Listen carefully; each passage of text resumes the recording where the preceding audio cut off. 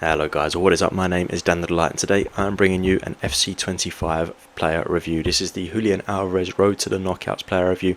90 rated striker, 87 pace, 90 shooting, 83 passing, 87 dribbling, 60 defending and 84 on the physical. He is Argentinian in La Liga for Atletico Madrid. So 5'7", controlled explosive on the acceleration type, 4-star skill moves, 4-star weak foot, and he is right footed. It is insane that we are getting a card of this quality this early on, or what looks to be this quality anyway. Hopefully he will actually play like those stats say, because if he does, you've got an absolute monster on your hands. Not a cheap player at all though, especially with Atletico. They probably will advance, and he can also play as a cam as well as a striker, which really will help, because sometimes, you know, there's a lot of strikers come into the game. Cams, there's a lot of cams as well, but this one is looking special, especially with some boosters. So let's get into the actual breakdown of the in-game stats. So his pace is made up at 88 acceleration, 87 sprint speed. Both of those stats really close together, with the 88 and 87 only one apart, so that's really nice. 90 shooting, I mean every stat there, especially the top three. 89 attack positioning, 92 finishing, 92 shot power, 85 long shots, 83 volleys and 82 penalties. The main stats there for a striker are always going to be shooting and pace.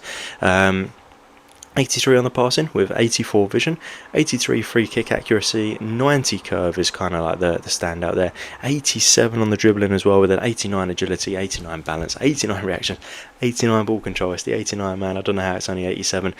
60 on the defending with 76 heading accuracy, and then 84 on the physical with the 89 aggression, 88 stamina, 86 jumping. I mean, standout stats there are obviously the shooting and the pace, the dribbling, just all round, to be honest. Even the physical, for a guy of his height, you wouldn't really expect the physical to be that high.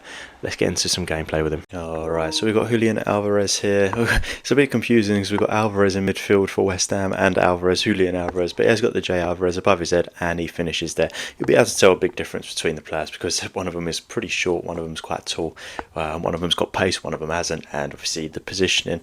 And the J Alvarez, look at that long shot, that was beautiful. That's against Oblak as well, I believe, that was in goal for this one. So the power shots in this game do seem a little bit overpowered, but that was a beautiful one, quite far out as well there, and against a very, very good goalkeeper. Here he is again, using his strength, using his acceleration and speed. Good dribbling as well. A really fun player to play with. Look at that, just really tight, able to turn. Good save there from Oblak. As I said, this keeper is a menace, but yeah, really good inside the small areas there, and again beats his man. Unfortunately, it was his left foot that he took the shot with there, otherwise that might have ended up in the back of the net, but wins the ball back as well. Good aggression shown.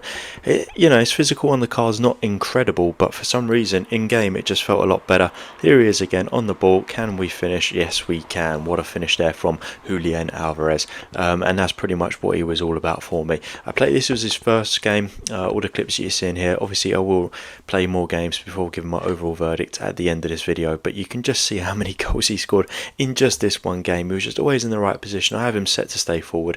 Good turn, and there's that long shot again, just to show that one. And then we've got one more clip here, which you'll really see how good he was for me in every aspect of the game. I think yeah, there we go. So we get the ball, through ball, beats his man, and look at that, just that quick turn, and then uses his strength. I don't think he gets to finish here.